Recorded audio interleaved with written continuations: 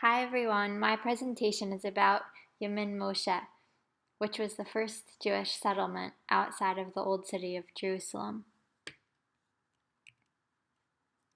Yemin Moshe started with the neighborhood of Mishkanot Sha'ananim, which was the first Jewish neighborhood outside the old city. Until 1860, when Mishkanot Sha'ananim was established, the old city constituted the entire city of Jerusalem.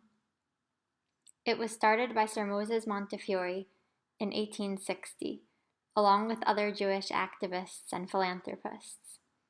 Montefiore lived in England and traveled back and forth a few times while it was being built. Mishkanot Sha'ananim was built with the goal of helping the Jews who lived in the Old City escape the congestion and poverty in the Jewish quarter. But it was actually difficult to get people to live in this new neighborhood because of its proximity to the Arab population and because it was so susceptible to Bedouin attacks. It was so dangerous that during the first few years, 2 residents were even murdered. In the beginning, people returned to the old city at night because they were too scared to stay in Mishkanot Sha'ananim overnight.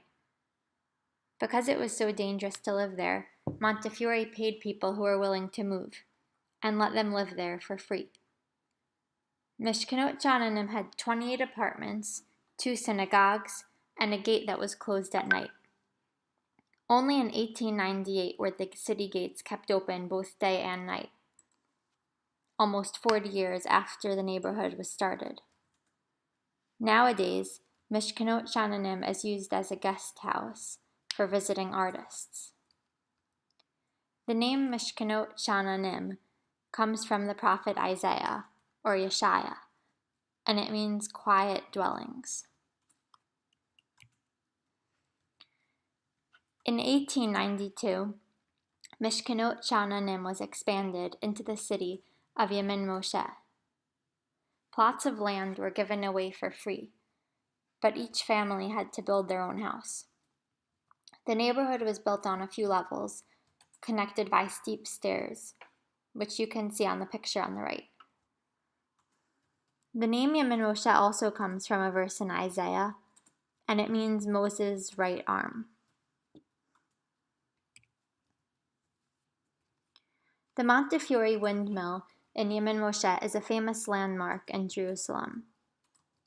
Construction on the windmill began in 1857, and it started being used in 1860. Yemin Moshe was built around the windmill over 30 years later. Montefiore built the windmill to provide the residents of Mishkanot Sha'ananim with a source of income. He didn't want them to rely on the Chalukah, the charity distributed to Jews living in Israel. However, the flour mill was only operational for about 19 years because the wind in the area wasn't strong enough to power the windmill. In 2012, the mill was restored to full working order using the original plans from the 1850s. Also, the windmill has been turned into a small museum about Moses Montefiore. In the early 1900s, the Arabs began attacking the inhabitants of Yemin Moshe again. By 1920, it had gotten so bad that the Jews built a wall around Yemin Moshe in order to protect themselves. The attacks became more frequent, and people started to move away.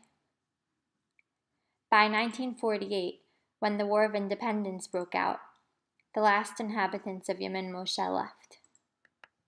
During the war, the Israeli army took over Yemin Moshe. They raised houses so they could maneuver troops more easily.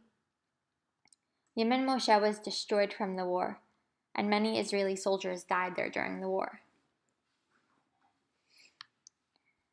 After the war, Yemin Moshe had been totally destroyed. The Israeli government allowed Jews from Turkey to live in Yemin Moshe. The Turkish Jewish community sent them money to rebuild the city, but it was still a poor immigrant neighborhood. They added to the buildings with metal shacks, and the neighborhood basically turned into a slum. Even though the war was over, Yemin Moshe was still really dangerous. When the war ended, Jordan gained possession of the old city of Jerusalem, which bordered Yemin Moshe. Jordanian soldiers used to sit on the stone walls of the old city and shoot into Yemin Moshe randomly. In the 1960s, a group formed with the goal of restoring Yemin Moshe and Mishkenot Chananim. They paid people who lived in the neighborhood to sell their houses, which allowed them to move to a safer area. After the Six-Day War, when Israel recaptured the old city, Yemin Moshe became a much safer area. Mishkenot Chananim was renovated into a guest house for visiting artists. Today, most of the houses in Yemin Moshe are owned by Jews who live abroad and use their houses in Yemin Moshe as vacation homes.